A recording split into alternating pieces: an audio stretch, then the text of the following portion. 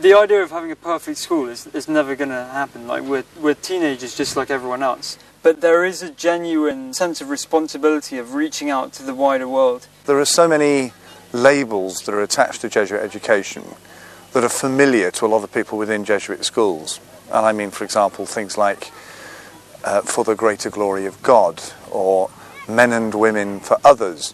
Now, these are quite attractive labels, but when you actually say, well, how are you going to make that happen in the school, that's a more complicated thing to talk about. And the thing I worked on was the word gratitude.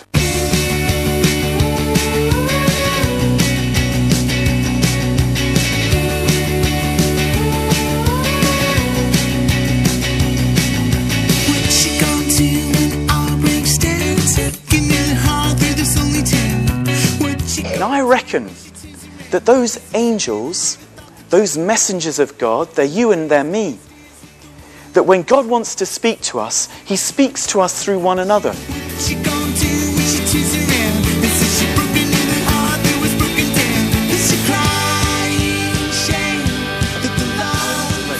What did St. Ignatius say? That we should live each day as if it were? Wonderful. What a model student. We should live every day as if it was our last. Do you think there's a problem that Jesuits get wrapped up in schools a little bit too much? I think that could be the case. We've traditionally gone to the places where there's been the greatest need. And I think there are two things which need to be done. Either to constantly be aware of the new challenges which need to be faced so that those apostolates are developing, but then also to have perhaps the courage to say, well, we've done what we were asked to do. There are other people now doing that job very well, perhaps even better than ourselves, and now we need to respond to those needs which aren't being met by other people. And that's the kind of tough decision, I think, that provincials and his advisors need to make. I never cared much for moonlit skies. I never winked back at fireflies. It would be wrong to assume Jesuit education is reserved just for the classroom. Far from it. The order's pretty innovative at bringing the gospel message to the people, wherever they may be. And tonight, they're down the local. Oh, I think the point of a night like this is to give people an opportunity together to explore their faith and some of the key elements in it, some of the key questions in it. I think it's a very congenial way of doing it, because rather than it being too formal, it's actually saying the faith is something that's part of our lives, it's part of our normal conversations. And so friends come together in this very congenial setting, and it's an opportunity to share and to talk and to explore.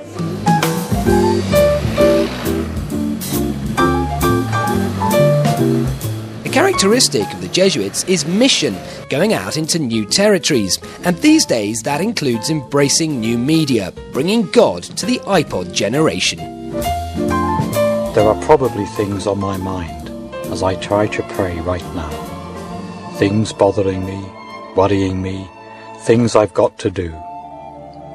Those hassles and concerns may be important, but for these few minutes, can I just put them on one side? It's 10 minutes of peace during the day.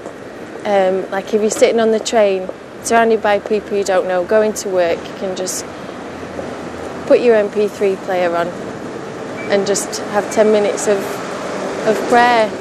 10 minutes with God, really, when you're just in the middle of your day-to-day life. I think it's amazing. I had this image of the Jesuits stuck in the 16th century counter-Reformation stuff.